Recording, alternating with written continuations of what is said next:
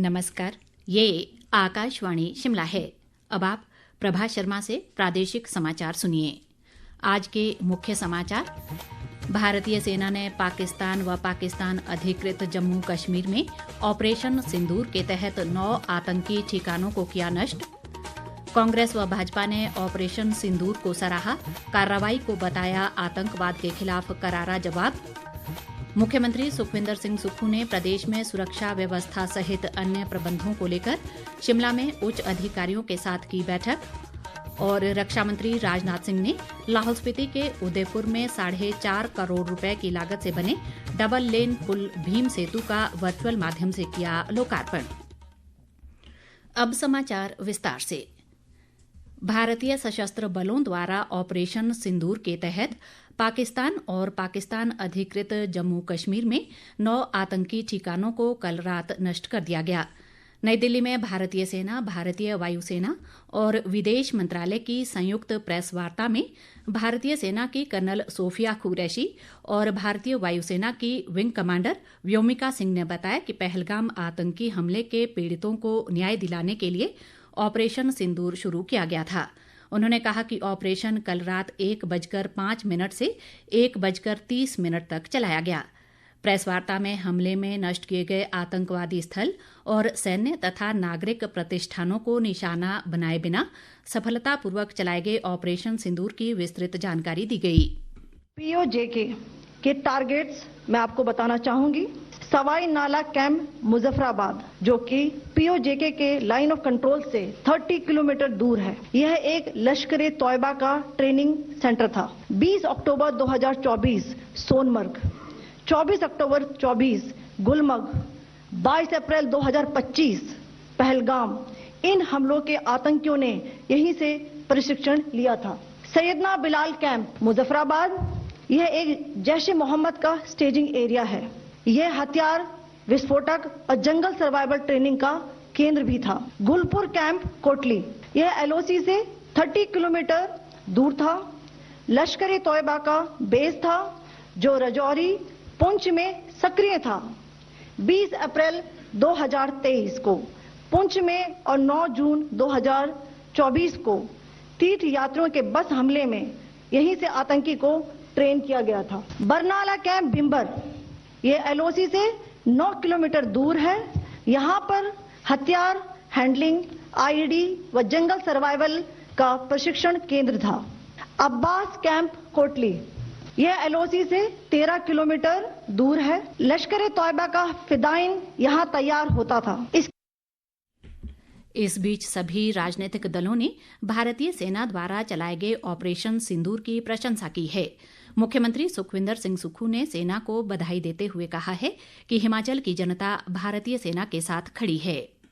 सेना के तीनों अंगों ने जिस प्रकार से दबाव बनाकर सटीक और सही कार्रवाई की है, उसके लिए सेना पर हमें पूरे प्रदेशवासियों को गर्व है। पूरे हिमाचल प्रदेश की जनता सेना की इस कार्रवाई पर देश के साथ खड़ी है और सेना के साथ खड़ी है। पहलगाम पर जो आक्रमण हुआ था, पर्यटकों पर नृशंस हत्या की गई, उसका जवाब जिस प्रकार सेना ने दिया, हिमाचल की जनता भी उन पर गर्व महसूस करती है।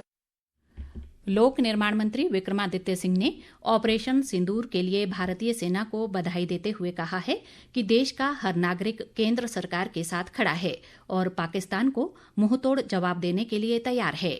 पिछली रात को करीबन 1 बजे, सुबह के 1 बजे जो ये कार्यवाही हमारी सेना ने करी है और पाकिस्तान ऑक्यूपाइड कश्मीर के साथ साथ पाकिस्तान के अंदर भी भावलपुर में जो उनका पंजाब प्रांत है, वहां पर भी जो आतंकी कैंप्स है, उनके ऊपर जिस तरीके से हमला किया गया है, उनको डिस्ट्रॉय किया गया है, ये एक बहुत मजबूत जो कार्यवाही केंद्र सरकार की ओर से करवाई गई है। और हमने पहले ही कहा था कि जहां तक राष्ट्रीय सुरक्षा के मसले हैं, आंतरिक सुरक्षा के मसले हैं, उसमें पूरा देश और देश के 140 करोड़ लोग जो है वो केंद्र सरकार के साथ खड़े हैं, प्रधानमंत्री के साथ खड़े हैं। नेता प्रतिपक्ष जयराम ठाकुर ने भी पाकिस्तान के खिलाफ भारतीय सेना द्वारा ऑपरेशन सिंदूर के तहत की गई कार्रवाई को आतंकवाद के खिलाफ करारा जवाब बताया है।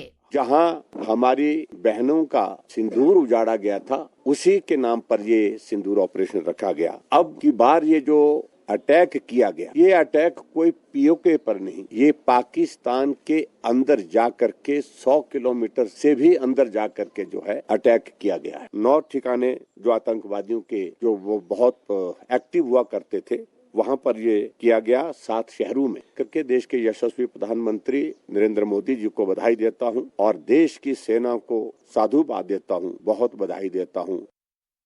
ताज़ा समाचारों के लिए आप हमारे Facebook page all India radio news Shimla, x handle @AIR News _ और YouTube channel AIR Shimla news पर लॉग इन कर सकते हैं।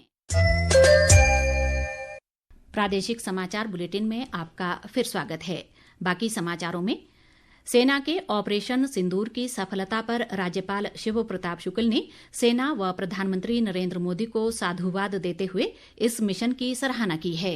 लोगों को गर्व महसूस होता है कि हमारी सेना ने जिस प्रकार से पाकिस्तान में अंदर घुस करके आतंकवादियों के आतंक के गढ़ को समाप्त किया है, पूरा देश गौरवान्वित है। मैं सेना को इसके लिए बधाई देता हूं। साथ ही साथ भारत के प्रधानमंत्री श्री नरेंद्र मोदी जिन्होंने सिंदूर नाम दे करके इस पूरे कार्य को जो है सेना के द्वारा संपन्न करा है, देश के हिमाचल के तरफ से मैं उनको भी इस बात के लिए साधुवाद देता हूं।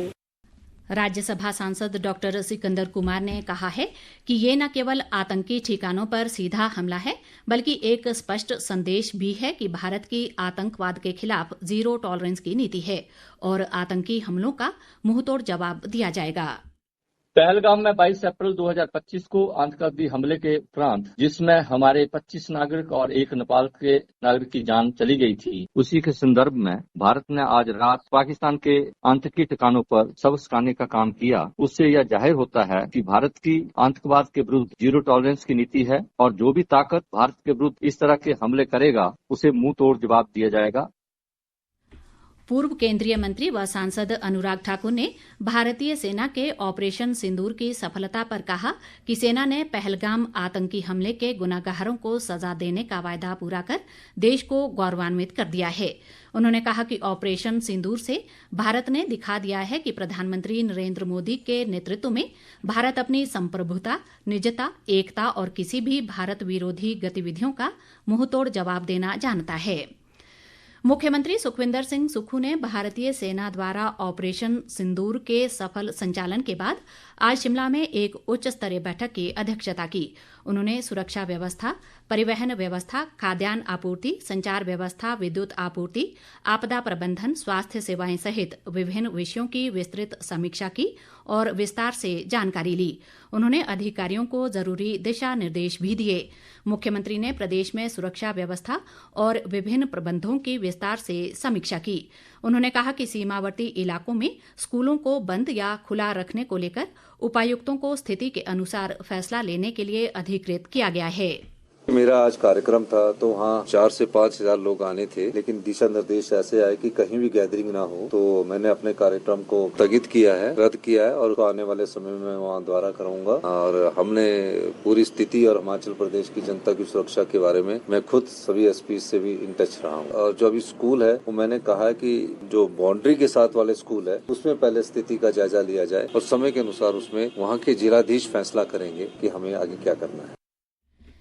केंद्रीय रक्षा मंत्री राजनाथ सिंह ने आज नई दिल्ली स्थित बीआरओ के 66वें स्थापना दिवस के अवसर पर आयोजित समारोह के दौरान वर्चुअल माध्यम से लाहौल स्पीति जिले के उदयपुर में नवनिर्मित डबल लेन पुल भीम सेतु का लोकार्पण किया।